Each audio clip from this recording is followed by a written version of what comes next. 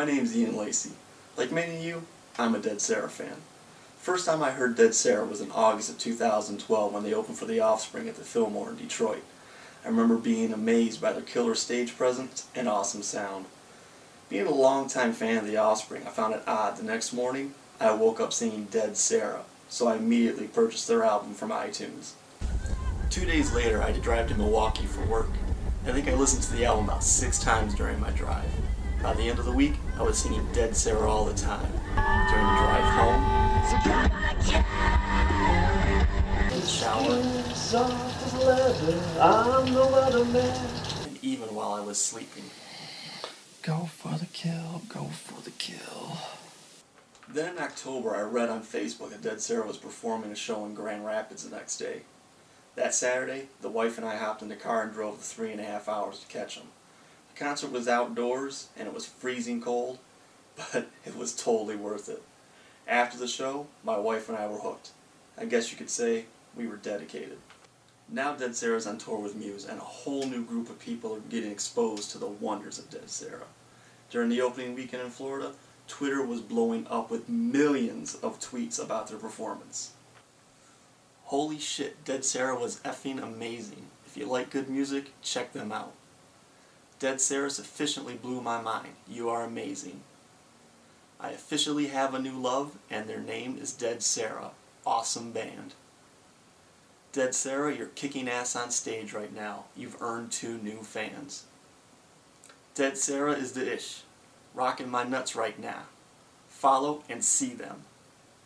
There was so much activity on Twitter, one fan went as far as to say, if tweets were snow, then Dead Sara is causing an avalanche.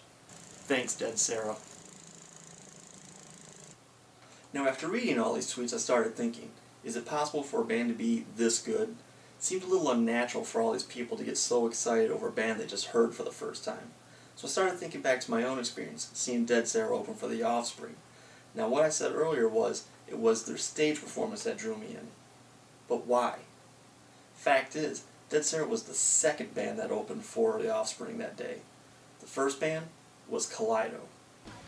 Now Kaleido sounded pretty good, but they seemed to be trying too hard on stage. I remember the lead singer was strutting around acting tough trying to be all Gwen Stefani, while the bass player kept waving his hand around trying to get everyone to realize he was playing the bass overhand. So again, while Kaleido sounded pretty good, it seemed they were trying too hard to be rock and roll instead of just being themselves. Then Dead Sara came on stage and everything clicked. They seemed right at home and owned the stage. But were they really that good? Or did it only seem like that after Kaleido's performance? Hey, even a 5 can look like a 10 when standing next to a 2. You guys know what I'm talking about. The next time we saw Dead Sara was that freezing October night in Grand Rapids. Once again, Dead Sara was not the first band on stage. Fine Fine Titans and the Bang Ups kicked things off. After replaying the show in my head, I realized Dead Sara didn't use the same trick as they did when they were in Detroit. Both the Fine Fine Titans and the Bang Ups were solid on stage. So what was it about this show? Then it hit me after watching one of the Face to Face Friday videos on the band's YouTube channel. Susie mentions that one of her most embarrassing moments was falling while performing Lemon Scent in Grand Rapids, and Emily said that she almost fell because it was so cold and the stage was frozen.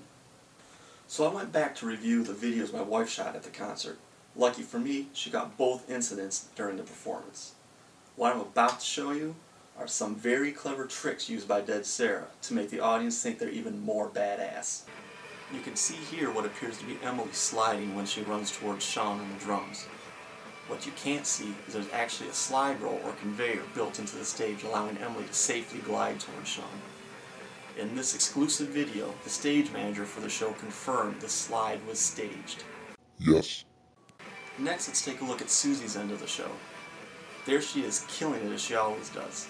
Then she appears to fall. And even more amazing, she never misses a beat and just keeps on playing. Even notice that smile as she's getting back up. Now, if we look closely, we can clearly see Susie fakes the fall and remains in control the whole time. Nice try, Suze.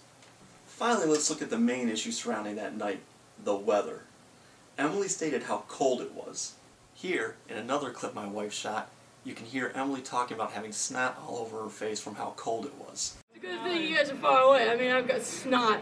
However, as chance would have it, during the performance of Weatherman at the end of the show, Emily comes up to me, puts her hand on my shoulder, looks right into my eyes, and we sing the beginning of the second verse together. I can tell you firsthand, there was no snot on her face. But how could this be? The truth is, the band was never cold. Here's a still shot of Dead Sara on stage from that night. Now, if we look at a thermal enhancement, you can clearly see they had an invisible heat dome over the stage. Again, very clever, but we're on to you. Now, these clever tricks worked very well during the live performances, but that still didn't explain why I was listening to the album almost non-stop in between these two concerts. There had to be something else. Something in the music itself. Something in that album I downloaded from iTunes. Now, having the most airplay and exposure, Weatherman seemed like a logical place to start, and my hunch was right. After running the song through some analysis, I found a hidden track underneath the main song track. Here's Weatherman as it exists on the album.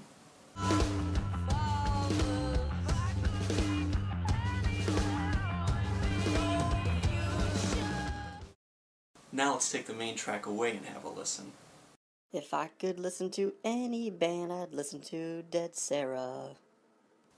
Subliminal messaging. An old but effective trick. So what I've just shown you are some of the tricks that Dead Sara has been using to gain popularity at an accelerated rate. What tricks are they using now while they're on tour with Muse? I'm not sure. But my wife and I will be at the show in Detroit, and we hope to find out.